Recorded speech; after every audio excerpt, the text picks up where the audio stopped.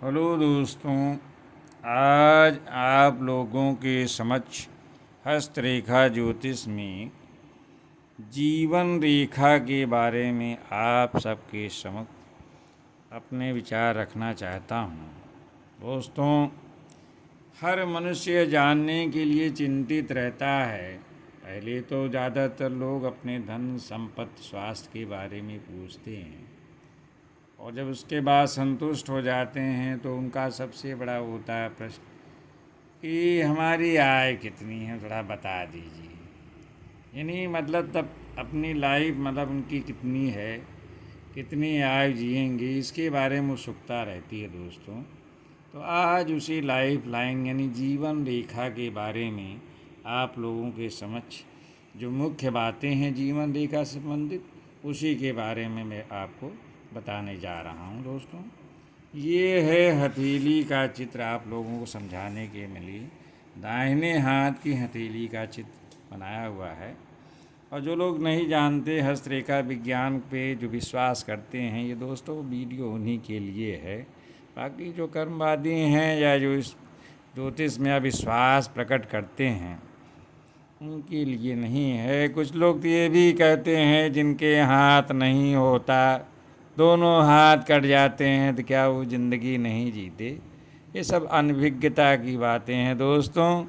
हाथ की रेखाएं भले कट जाएं, दोनों हाथ चले जाते हैं, ज्योतिष एक विज्ञान है जो समाप्त नहीं होता। दोस्तों, जब हाथ की दोनों कट जाते हैं तब भी हस्तरेखाएं अंकित रहती हैं। अब ये हास्यास्पद होगी कि कहाँ अंकित रहती हैं। दोस्तों, आप देखेंगे किसी व्यक्ति के मस्तिष्क जो है सामने आँख के ऊपर जो ललाट होता है, उस पे भी जो है सभी रेखाएं अंकित होती हैं। ज्योतिष विज्ञान में जो जानकार हैं उसको पढ़ करके आपका भविष्य बताते हैं, इसलिए इस पर संदेह करना उचित नहीं है। तो आइए दोस्तों, अब जीवन रेखा कहाँ है? आप ये चित्र में देखें, ये अंगूठा है और ये हमारी तर्जनी उंगली। कई वीडियो में हम लोगों को बता चुका हूँ। ये हमारी जो बड़ी उंगली है पहले अंगूठे से सटी हुई, इसको तर्जनी उंगली दोस्तों कहते हैं। और ये अंगूठा है।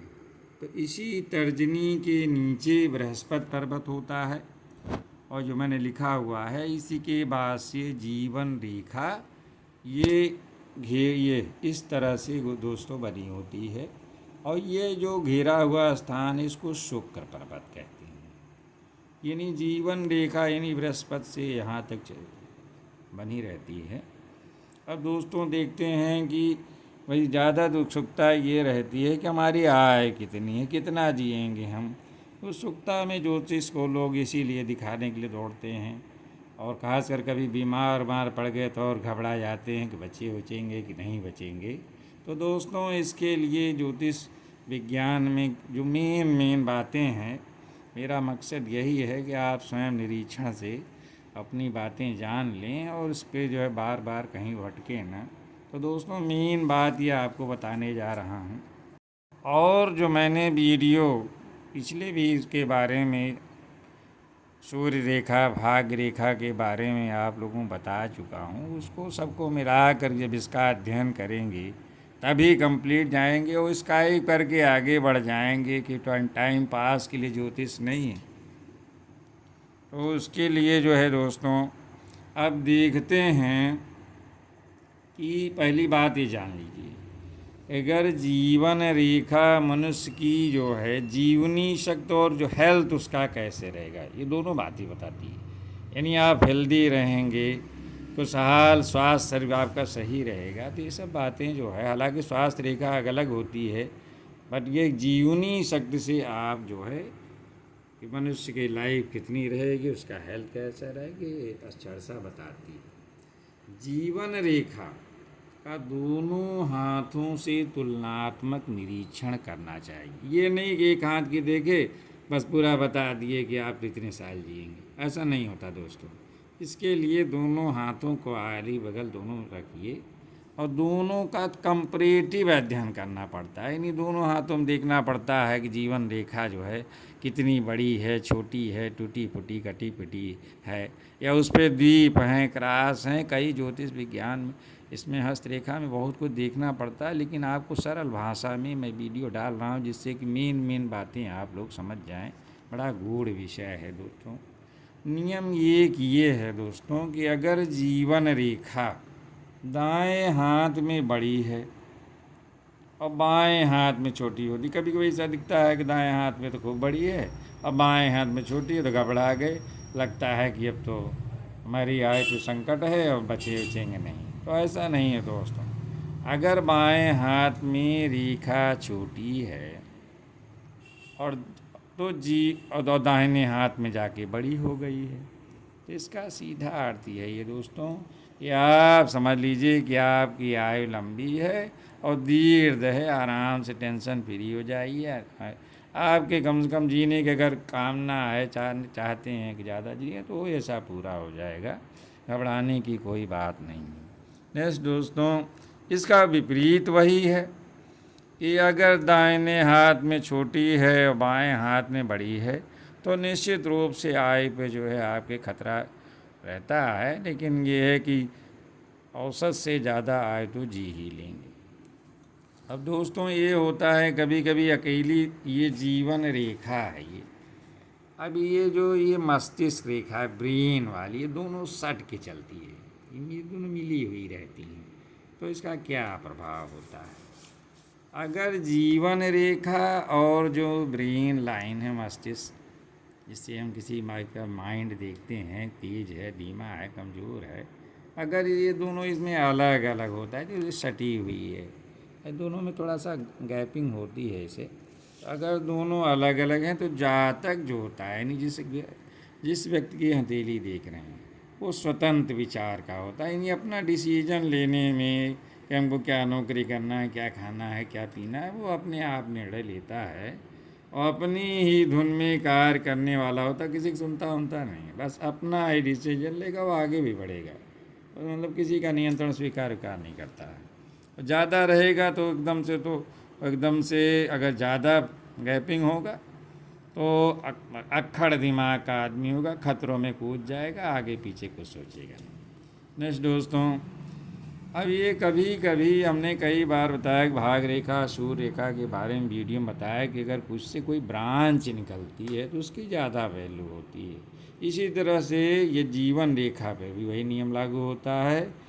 यदि कोई रेखा जीवन रेखा से निकल कर सूर्य पर्वत पे जाती है, अब दोस्तों चित्र के माध्यम से समझें, मान लीजिए यही जीवन रेखा, अगर यहाँ से कोई रेखा ऐसे सूर्य पर्वत पे जा रही है, ये, तो दोस्तों इसका क्या प्रभाव होगा? इसका मतलब सीधा है, उस जातक को प्रसिद्धि, यानी समाज में पूरा सम्मान मिलेगा, अपने ओहदे से, पैसे से, जो भी है, कुल मिलाकर उसका नाम सम्मान निश्चित रूप से सूर्य सम्मान का प्रतीक है, यानी सूर्य जैसे चमकता है वैसे उसका भी नाम शोहरत चमकेगी। और नेक्स्ट दोस्तों, यदि कोई रेखा जीवन रेखा से निकल करके बुद्ध पर्वत की तरफ, अब जो लोग बुद्ध नहीं जानते हैं अभी तक, उनके लिए बताऊं कि ये कनिष्ठांगुली है सबसे छोटी, उसके नीचे बुद्ध पर्वत है। तो दोस्तों अगर ऐसा हो कि यहाँ से कोई शाखा निकल करके बहुत हल्की रहती है, ऐसे दिखता है जा रही है इसे, तो अगर कोई इसकी तरफ बढ़ रही है, इसका मतलब क्या है दोस्तों? इसका मतलब यही है, वो जातक यानी विज्ञान के क्षेत्र में, नीचे से डॉक्टर्स लोग होते हैं, साइंटिस्ट होते हैं, या बहुत बड़ा बिजनेस होता है, बिजनेस वाले ज़्यादातर लोग होते हैं, और कुछ अंतर्राष्ट्रीय व्यापार में ऐसे लोगों को काफ़ी सफलताएं मिलती हैं, यानी संभावना ज़्यादा रहती है। नेक्स्ट दोस्तों, यदि जीवन रेखा से निकलकर कोई शाखा, ये गुरु पर्वत है, इसको बृहस्पति पर्वत ही कहते हैं दोस्तों, यही है, गुरु पर्वत कहें चाहे बृहस्पति कहें, अगर यहीं से आप देखेंगे अपना हाथ, तो यहीं से एक दिखाई से कभी यहीं से निकल के जाती है, ये देखिए, इसे छोटी सी रहती है, कोई यहाँ ही से दिखाई देती है, आगे से ही, ज़्यादातर यहाँ से नहीं दिखती, यहीं से निकलती है, पास से ही। तो अगर ऐसा है दोस्तों, तो उस व्यक्ति को कदम कदम पर सफलता मिलेगी। यानी समझ लीजिए कि अगर उसका गुरु पर्वत विकसित है, ऊंचा उठा हुआ है, काफ़ी अंगुलियों के नीचे तर्जनी के देखेंगे, ये पर्वत खूब फैला हुआ है, ऊंचाई लिए हुए, लालिमा लिए हुए है, और उस पर एक रेखा जीवन रेखा से निकल के जा रही है, तो निश्चित रूप से ऐसा व्यक्ति जो है किसी संगठन का मंत्री होगा। यानी कि प्रवक्ता, संगठन का मंत्री, प्रवक्ता, उपदेश देने वाला। जैसे मैं आपको एक तरह से बता रहा हूँ तो समझिए उपदेश ही दे रहा हूँ, ज्ञान आपको बांट रहा हूँ, देखते उपदेशक टाइप का होता है। इसी तरह हमारे समाज की जो शिक्षक वर्ग है या सामाजिक कार्यकर्ता जो लोगों का मार्गदर्शन करते हैं काफ़ी कल्याण के लिए, तो ऐसे लोगों जो है उसके हाथ में ये रेखा पाई जाती है। ऐसे लोग अगर ऐसा काम करते हैं तो निश्चित रूप से उनका समाज में सम्मान बढ़ जाता है। नेक्स्ट दोस्तों, जो भी रेखा जीवन रेखा से ऊपर की तरफ जाती है वो अच्छी मानी जाती है। यानी जैसे मैंने बताया दोस्तों, कैसे ऊपर जा रही है, कहीं से ऊपर जाए, ये यानी इससे ऊपर जितनी भी बढ़ेंगी ऊपर जाएंगी रेखाएं जीवन रेखा से, तो समझ लीजिए कि वो अच्छी मानी जाती हैं। ये क्या करती हैं दोस्तों, ये अकस्मात यानी सडनली आपको धन भी दिलाती हैं और सम्मान भी देने वाली होती हैं, यानी ये अच्छी मानी जाती हैं। इसी का जस्ट अपोजिट है, उल्टा है कि अगर जीवन रेखा से चित्र को देखें, अगर ऐसे हो रहा है नीचे की तरफ जा रही हैं कहीं से, तो अगर ये नीचे की तरफ गिर रही हैं, इसका मतलब है दोस्तों कि धन हानि और स्वास्थ्य में जो है खराब होने की संभावना बनती है। यानी एक तरह से इंडिकेशन मिलता है कि ऐसा हो सकता है। नेक्स्ट दोस्तों, जीवन रेखा, अगर ये जीवन रेखा है और ये चंद्र पर्वत की तरफ से यहाँ से कोई ब्रांच निकलती है, और यहाँ ये चंद्र पर्वत है। कई बार दोस्तों वीडियो में पिछले बता चुका हूँ कि ये चंद्र पर्वत है हमारा, ये चीज़ ये है।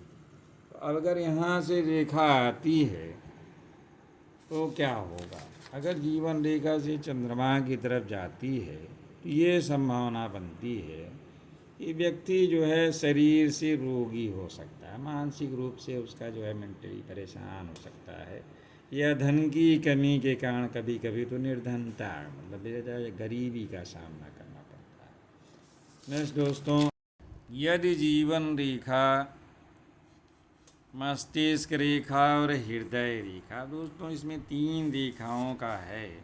ये देखिए जीवन रेखा तो मैं आपका बता ही रहा हूँ आज इस वीडियो में। मस्तिष्क रेखा के बारे में अभी पूर्णतः नहीं बताया हूँ, लेकिन यही बीच की मस्तिष्क रेखा है। और तीसरा जो ये हृदय रेखा बुध से नीचे लेके और बृहस्पति या कभी कभी शनि तक ही चलती है।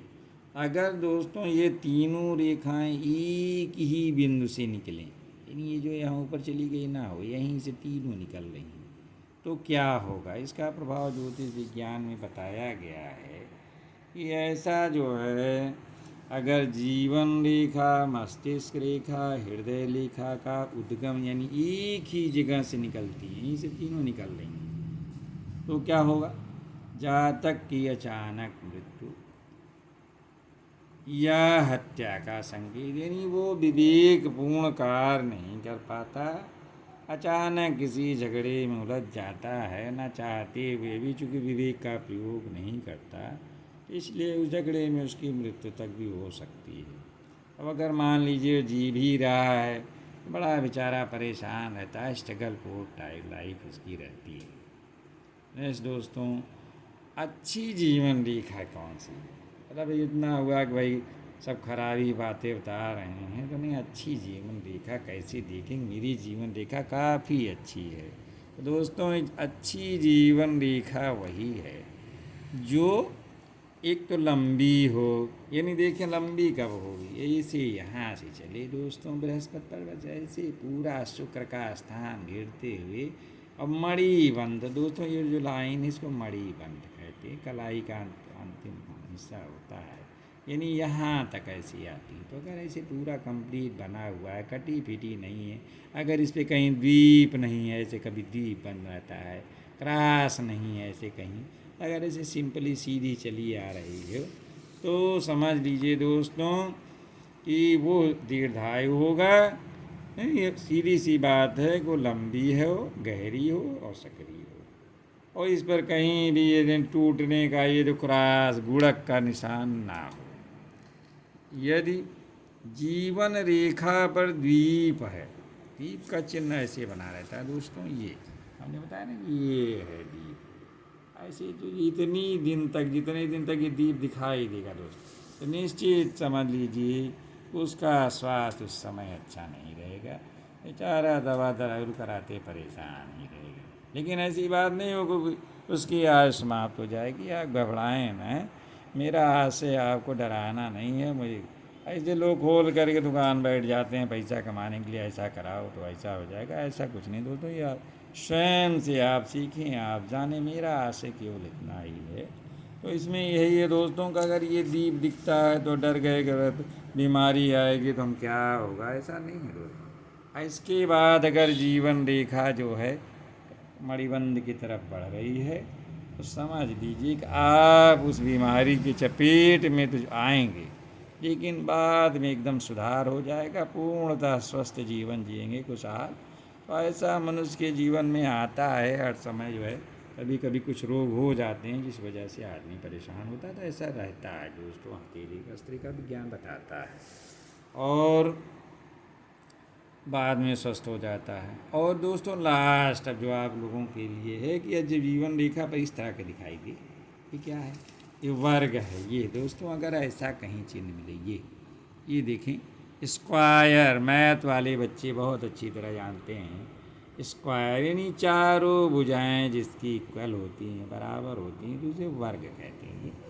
अगर ऐसे टाइप का है तो समझ लीजिए जो भी संकट जीवन रेखा पर आते हैं, एक्सीडेंट हो जाए, बीमारी से चपेट में आ जाए, तो अगर इस तरह का वर्ग बना हुआ है दोस्तों, ये जीवन पर आए जितने भी संकट हैं आप उससे बच जाएंगे, निश्चित रूप से आगे बच जाएंगे।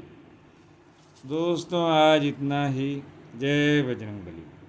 दोस्तों ये मेरा वीडियो कैसा लगा, जो कि आज आपको समझ मैंने जीवन रेखा के बारे में काफ़ी विस्तार से बताया है।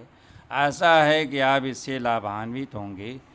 दोस्तों हस्तरेखा विज्ञान में ये भी है कि अगर आप किसी को हथेली दिखाते हैं, जैसे आजकल क्या है कि सोशल मीडिया का ज़माना है, मैं भी ग्रुपों से जुड़ा हुआ हूँ, लोग अपना हाथ ज़बरदस्ती डाल देते हैं, बताइए सर मेरा कैसा रहेगा। तो दोस्तों वो अपना भाग्य खराब करते हैं, हम लोगों का भी खराब करते हैं। मेन चीज़ है ज्योतिष विज्ञान में ये है कि अगर आप किसी से सेवाएं लेते हैं यानी, तो उनको आप दक्षिणा ज़रूर दीजिए। अब दक्षिणा का मतलब ये नहीं है कि अपनी पॉकेट खाली कर दीजिए, अपना सब कुछ दान कर दिया, ऐसा नहीं है। कम से कम आप श्रद्धा भाव से अगर उसको एक फूल भी अर्पित कर दें तो वही उसकी दक्षिणा मानी जाती है। दोस्तों इस सेवाएं आप ले रहे हैं और हमारे इसमें शनि देव जो है और तब नाराज़ हो जाते हैं जब कोई सेवाएं लेता है या उसको कोई भुगतान नहीं करता है। यानी जैसे आप किसी नौकर से काम करा लिए और उसको कुछ नहीं पैसा दिए तो शनि देव तो निश्चित रूप से आपके जो अच्छे थे वो खराब हो जाएंगे, क्योंकि वो उनको ये पसंद नहीं है कि कोई कार्य करावे और उसके बाद ऐसे सीधे निकल जाए चुप्पे से। तो ऐसे में सेवक अगर सेवक के साथ आप, तो हम जो ज्योतिष विज्ञान में यही है, लोग फ्री की सेवाएं चाहते हैं। तो दोस्तों फ्री का लीजिए, लेकिन कम से कम उसका तो जैसे मैं वीडियो डालता हूँ तो आप मेरा धन्यवाद ज्ञापित कर दें, वही शुल्क हो जाएगा, वही दक्षिणा हो जाएगी।